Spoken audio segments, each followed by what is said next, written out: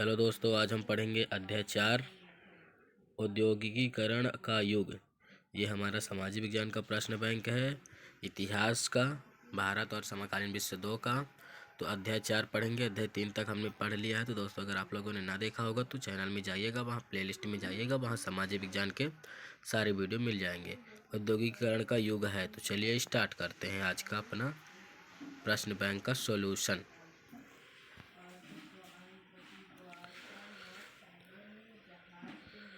तो दोस्तों, ये पहला हमारा है, एक शब्द या वाक्य में उत्तर दीजिए। इसका पहले हम ब्लूप्रिंट देखते हैं। तो दोस्तों, हमने ये ब्लूप्रिंट नीचे लिख दिया है। मतलब 1 + 1 + 2 + 3, मतलब 1 अंक के 2 क्वेश्चन, 2 अंक के 1 क्वेश्चन, 3 अंक के 1 क्वेश्चन। तो चलिए स्टार्ट करते हैं। अब क्वेश्चन स्टार्ट करते हैं। क्वेश्चन है, किस म्यूजिक कंपनी ने सन 1900 ईस्वी में संगीत की किताब प्रकाशित की थी? किस म्यूजिक कंपनी ने सन 1900 ईस्वी में संगीत की किताब प्रकाशित की? तो क्या है? ईटी पाल म्यूजिक कंपनी। ईटी पाल म्यूजिक कंपनी। ठीक दोस्तों। दूसरा, भूमध्य सागर के पूर्व में स्थित देशों को क्या कहते हैं? भूमध्य सागर के पूर्व में स्थित देशों को क्या कहते हैं? तो क्या कहते हैं? प्राच्य। प्राच्य। क्या लिखा है? भूमध्य सागर के पूर्व में स्थित देशों को क्या कहते हैं? तो प्राच्य कहते हैं। तीसरा है, इंग्लैंड प्रिंटर्स में जादूगर की तस्वीर कब प्रकाशित हुई थी? क्या लिखा है? इंग्लैंड प्रिंटर में जादूगर की तस्वीर कब प्रकाशित हुई थी? 26 जनवरी 1901 को प्रकाशित हुई थी। ठीक दोस्तों, आगे देखते हैं।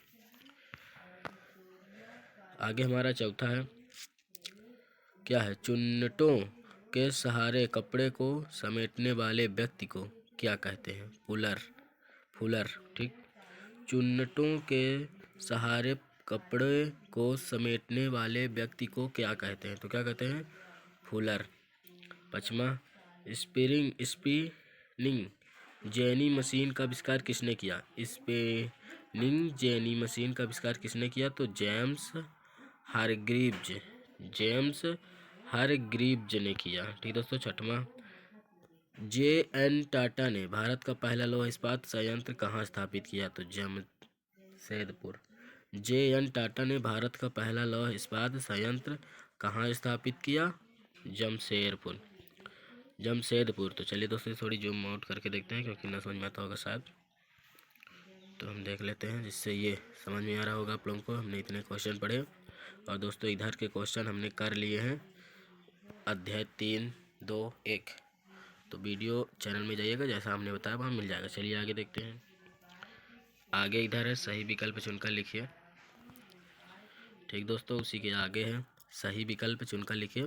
औद्योगिक क्रांति सर्वप्रथम कहाँ प्रारंभ हुई? तो इंग्लैंड में। औद्योगिक क्रांति सर्वप्रथम कहाँ प्रारंभ हुई? इंग्लैंड में। दूसरा है, सूती कपड़ा मिल की रूपरेखा किसने तैयार की? सूती कपड़ा मिल की रूपरेखा किसने तैयार की? तो रिचर्ड आर्कराइट ने। रिचर्ड आर्कराइट ने शुरू की। ठीक दोस्तों। तीसरा देखते हैं। तीसरा है, 1840 के दशक तक इंग्लैंड का कौन सा उद्योग सबसे बड़ा उद्योग बन चुका था? तो सूती वस्त्र उद्योग। ठीक दोस्तों। तीसरा, 1840 के दशक तक इंग्लैंड का कौन सा उद्योग सबसे बड़ा उद्योग बन चुका था? तो सूती वस्त्र उद्योग। ठीक दोस्तों। रिक्त स्थान देखते हैं।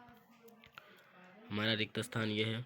रिक्त स्थान पहला है, कोलकाता में देश की पहली जूट मिल लगाने वाले बिंदी बिंदी थे। तो क्या थे? सेठ हुकुमचंद। कोलकाता में देश की पहली जूट मिल लगाने वाले बिंदी बिंदी थे। तो सेठ हुकुमचंद। ठीक। दूसरा, वस्तुओं की गुणवत्ता के प्रतीक को बिंदी बिंदी कहते हैं? लेबल। वस्तुओं की गुणवत्ता के प्रतीक को कहते हैं लेबल। तीसरा, क्या है? उद्योगगत मजदूरों की भर्ती के लिए बिंदी बिंदी रखते हैं? जावर। उद्योगपति मजदूरों की भर्ती के लिए बिंदी बिंदी रखते हैं?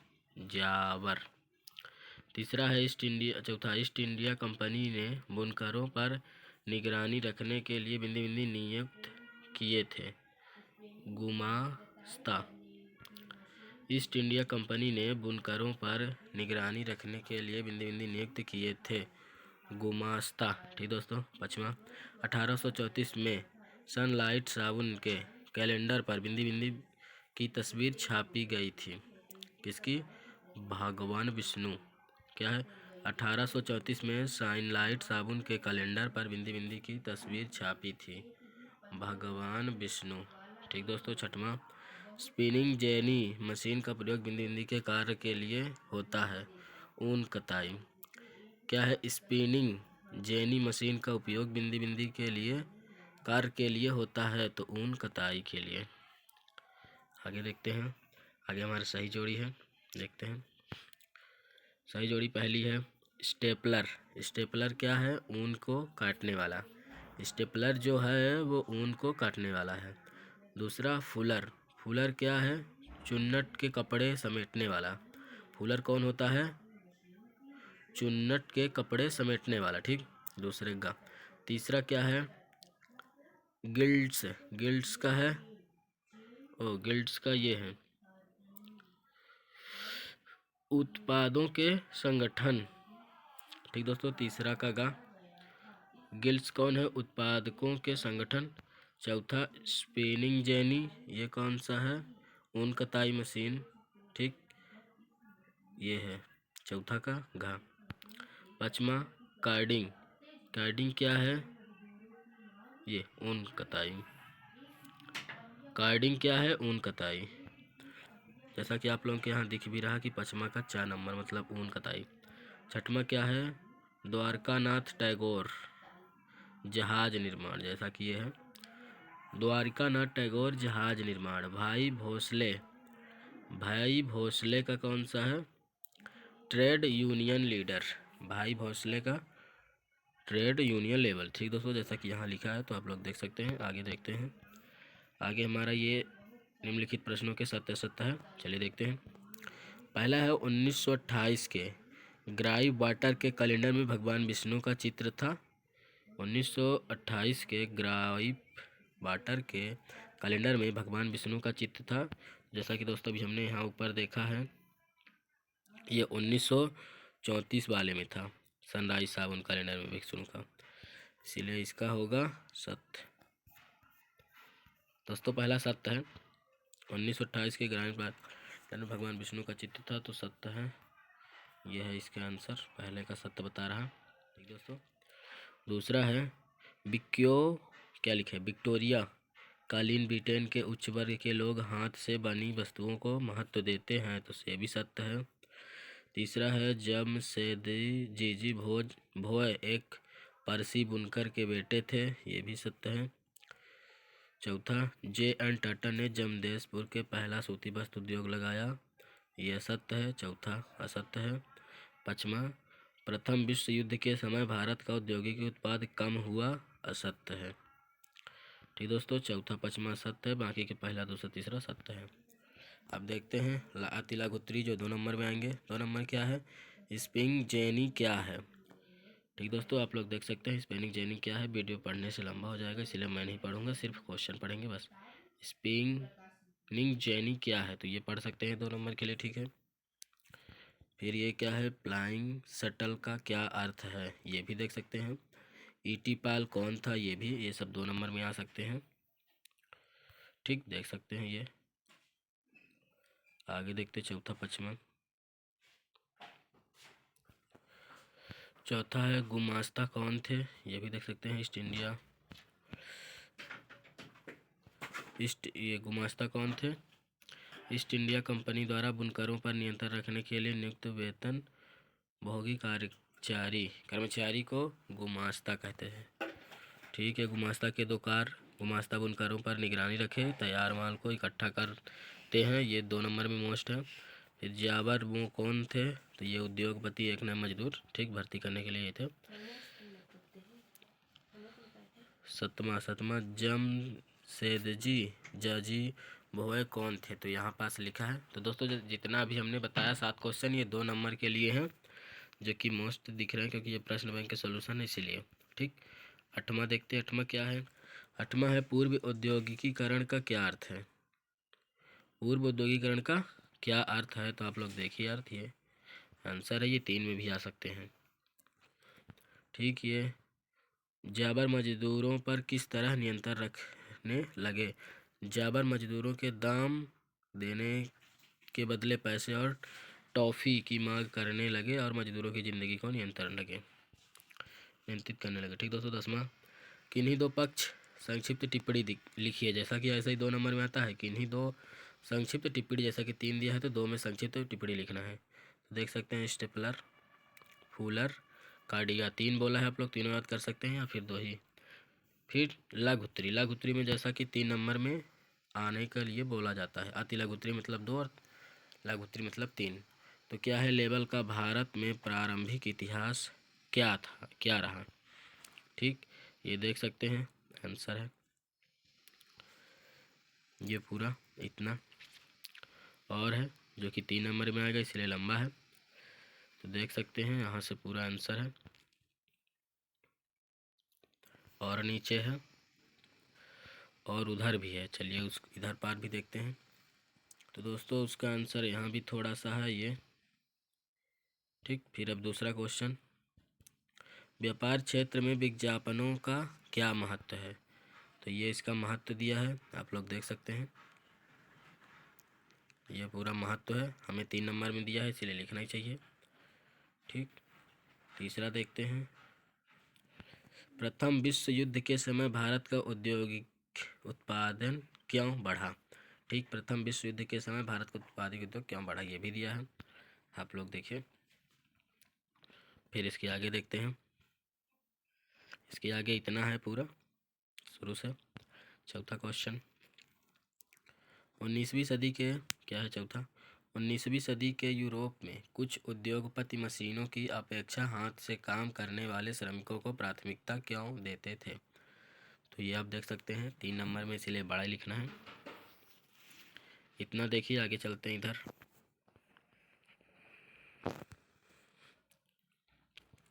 तो दोस्तों उसी का आंसर यहाँ भी है। ठीक,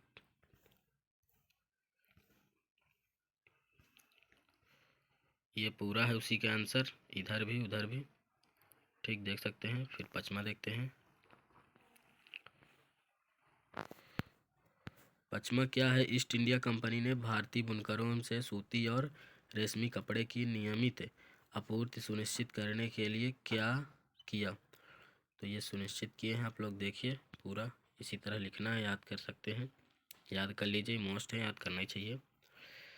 3 पॉइंट लिखेंगे तभी 3 नंबर देंगे, ये 3 नंबर वाले हैं इसीलिए पूरे पॉइंट लिखे। 6वां देखते हैं क्या है, 6वां, भारत में मैनचेस्टर पहुंचने के बाद बुनकरों को किन समस्याओं का सामना करना पड़ा। तो ये क्या है, मैनचेस्टर के भारत आगमन में बुनकरों के सक्षम समस्याएं उत्पन्न हुई। ये दोस्तों बहुत मस्त क्वेश्चन है, एकदम पॉइंटर में दिया है तो आप लोग ध्यान से याद कर सकते हैं। चलिए देखते हैं, ये एक पॉइंटर है, फिर आगे देखते हैं। दोस्तों ये उसका उधर है और इधर आंसर है, और ये दूसरा है, अच्छे कपास का अभाव और कच्चे माल की कीमतें। ये है तीसरा, बड़े उद्योग की स्थापना। ठीक दोस्तों, 3 नंबर में ये बहुत अच्छे क्वेश्चन हैं और पूरे 3 नंबर के जैसे दिए हैं, तो आप लोग याद कीजिए 3 नंबर में ही आएंगे और यहीं से आएंगे क्योंकि ये प्रश्न बैंक है। ठीक, ये 7वां, ईस्ट इंडिया कंपनी के नियंत्रण का बुनकरों पर क्या प्रभाव पड़ा। तो ये 3 पॉइंट में बढ़िया दिया है, आप लोग याद कीजिए और याद करना ही चाहिए। देख सकते हैं क्या क्या है, आगे देखते हैं। 8वां, मजदूरों क्या लिखा, बहुत से मजदूरों ने स्पिनिंग जेनी का विरोध क्यों किया। तो ये आंसर दिया है क्यों किया, यहाँ से यहाँ तक देख सकते हैं। 9वां देखते हैं, पढ़ने में क्वेश्चन, अगर आंसर भी पढ़ेंगे तो वीडियो ज़्यादा लंबा होगा, इसलिए दोस्तों हमने सिर्फ क्वेश्चन पढ़ते हैं। क्या है, विक्टोरिया क्लीन ब्रिटेन में उच्च वर्ग के लोग हाथ से बनी वस्तुओं को क्यों पसंद करते थे। 3 कारण, जैसा कि 3 नंबर के तो 3 कारण है, तो तीनों याद कर लीजिए, पॉइंट जो दिए हैं। मोस्ट क्वेश्चन ये दिख रहे हैं क्योंकि पॉइंटर में ही ज़्यादा पूछते हैं, और इस तरह लिखेंगे तो पूरा बिल्कुल 3 नंबर देना ही पड़ेगा पॉइंट में। आगे देखते हैं 10वां, 10वां क्या है, औद्योगिकीकरण की प्रक्रिया को समझाइए। तो देख सकते हैं आंसर दिया है, आप लोग समझा सकते हैं। क्वेश्चन देखिए, आंसर भी है इतना पूरा, और नीचे भी है ये सारे हैं, आप लोग इनमें से पूरा पढ़िएगा तो कुछ समझ में आ जाएंगे, तो उन्हीं को लिख देना है। ठीक दोस्तों, हमारा इतना हुआ। तो दोस्तों ये हमारा ऊपर तक हो गया है। अब हम पढ़ रहे हैं अध्याय 5। अध्याय 5 में हमने ब्लूप्रिंट लिख दिया है 1+1+2, मतलब एक एक अंक के 2 क्वेश्चन और 2 अंक का 1 क्वेश्चन। तो चलिए देखते हैं। ये मोस्ट है क्योंकि प्रश्न बैंक के सॉल्यूशन है, तो इसी से तैयार कीजिए, इन्हीं में से पेपर में आएंगे। ठीक, पहला क्या लिखा है, एक शब्द या वाक्य में उत्तर दीजिए। जापान में 868 ईस्वी में कौन सी पुस्तक छपी थी? तो डायमंड सूत्र। क्या है, जापान में 868 ईस्वी में कौन सी पुस्तक छापी गई थी? तो डायमंड सूत्र। दूसरा है, मुद्रण की तकनीक सबसे पहले किस देश में विकसित हुई? चीन में। मुद्रण की तकनीक सबसे पहले किस देश में विकसित हुई? तो चीन में हुई। चलिए इधर देखते हैं, इधर है। ठीक, ये तीसरा क्वेश्चन है, भारत में प्रेस का जनक किसे कहा जाता है? तो जेम्स ऑगस्टस हिक्की। ठीक, भारत में प्रेस का जनक किसे कहा जाता है? तो जेम्स ऑगस्टस हिक्की। चौथा, संवाद कौमुदी नामक पुस्तक का प्रकाशन किसने शुरू किया था? तो राजा राम मोहन राय। संवाद कौमुदी नामक पुस्तक का प्रचार किसने शुरू किया था? तो राजा राम मोहन राय। पांचवा है, मार्टिन लूथर कौन था? तो धर्म सुधारक था। गीत गोविंद की रचना किसने की थी? जयदेव। आगे देखते हैं, ये सही विकल्प है। क्या है, वर्नाक्यूलर प्रेस एक्ट कब लागू किया गया था? तो 1878 में। कब? 1878 में लागू किया गया था। दूसरा, गुलामगिरी पुस्तक के लेखक थे? तो कौन थे? ज्योतिबा फूले। ठीक, ज्योतिबा फूले थे गुलामगिरी पुस्तक के लेखक। तीसरा देखते हैं। तीसरा का, चांद सूरज की गति, ज्वार भाटा का समय और लोगों की दैनिक जीवन से जुड़ी कई अहम जानकारी देता है। तो क्या है? पंचांग। चांद सूरज की गति, ज्वार भाटा का समय और लोगों की दैनिक जीवन से जुड़ी कई अहम जानकारी देता है, तो वह पंचांग। चौथा, इस्लामी कानून और शरिया के विरुद्ध को कहते थे? क्या कहते थे? उलमा। इस्लामी कानून और शरिया के विरुद्ध को विद्वान को कहते थे उलमा। ठीक, पांचवा, एक पैसिया किताब बेचने वाले को कहा जाता था? चैपमैन। एक पैसिया किताब बेचने वाले को कहा जाता था चैपमैन। छठवां है, अमर जीवन नामक आत्मकथा किसने लिखी? तो रस सुंदरी देवी ने लिखी। रस सुंदरी देवी ने अमर जीवन नामक आत्मकथा लिखी। आगे देखते हैं, यह है हमारा 7वां। तो 7वां क्या है, किताब है भिन्न भिन्न आती पंखियों की तरह है, यह भिन्न भिन्न यह किसने लिखा? तो किसने लिखा? इरास्मस ने लिखा। ठीक, रिक्त स्थान देखते हैं। तीसरा क्वेश्चन, तीसरा रिक्त स्थान, इंग्लैंड में एक पैसिया या पैनी चैप बुक बेचने वाले को बिंदी बिंदी कहते थे? तो क्या कहते थे? चैपमैन, जैसा कि हमने ऊपर देखा है। दूसरा, गुटेनबर्ग ने 1448 ईस्वी में अपनी प्रिंटिंग मशीन में बिंदी बिंदी नामक पहली पुस्तक छापी? तो बाइबिल। पहली पुस्तक कौन सी थी? बाइबिल। ये जैसा कि आया था प्रीबोर्ड में। छपाई के लिए कंपोज करने वाला कहलाता था कंपोजिटर, ये प्रीबोर्ड में आया था। ठीक, चौथा, चीनी बौद्ध प्रचारक 768-770 ईस्वी के आसपास छपाई की नई तकनीक लेकर बिंदी बिंदी आए? तो क्या आए थे? जापान। ठीक, बिंदी बिंदी नई तकनीक लेके आए थे। पांचवा देखते हैं। पांचवा है, चर्मपत्र या जानवरों के चमड़े से बनी लेखन की सतह को बिंदी बिंदी कहते हैं? तो क्या कहते हैं? वेलम। ठीक, चर्मपत्र या जानवरों से चमड़े से बनी लेखक की सतह को बिंदी बिंदी कहते हैं? तो वेलम कहते हैं। रामचरितमानस का पहला मुद्रित संस्करण 1810 ईस्वी में दिल्ली से प्रकाशित किया गया, तो कलकत्ता से किया गया। ठीक, आगे देखते हैं। सत्य सत्य सत्य सत्य क्या है? पांडुलिपियाँ बहुत सस्ती होती है, असत्य है। पांडुलिपियाँ बहुत सस्ती होती है, असत्य है। दूसरा, गुटेनबर्ग के पिता शिक्षक थे, असत्य है। तीसरा, मार्टिन लूथर प्रोटेस्टेंट धर्म सुधारक थे, सत्य। फिर चौथा, गुटेनबर्ग की लिखी बाइबल किताब की कोई दो प्रवृत्तियाँ एक जैसी नहीं थी, ये भी सत्य है। पाँचवा, 11वीं सदी में चीनी कागज रेशम मार्ग से यूरोप पहुंचा, ये भी सत्य है। ठीक दोस्तों, अगर आप लोगों से सत्य सत्य पेपर में ना बने तो एक ही करिए, या पूरे को सत्य करिए या फिर असत्य। ज़्यादातर सत्य होते हैं क्योंकि इसमें 3 सत्य हैं, तो पूरे को जब सत्य करेंगे तो 3 हमारे सत्य हो जाएंगे, 2 असत्य। इसीलिए जब पेपर ना बने तो पूरे को सत्य कीजिए। ये जैसा कि 2 नंबर बोला है तो ये 2 नंबर वाले हैं। पांडुलिपि क्या थी तो ये आप लोग देख सकते हैं। ठीक, क्या पांडुलिपियों का प्रचार सीमित क्यों रहा, ये भी देख सकते हैं। ठीक, आगे देखते हैं। क्वेश्चन 3 ये है, गुटेनबर्ग की छपी पुस्तक बाइबल की 2 विशेषताएं लिखिए। ये लिखी हैं।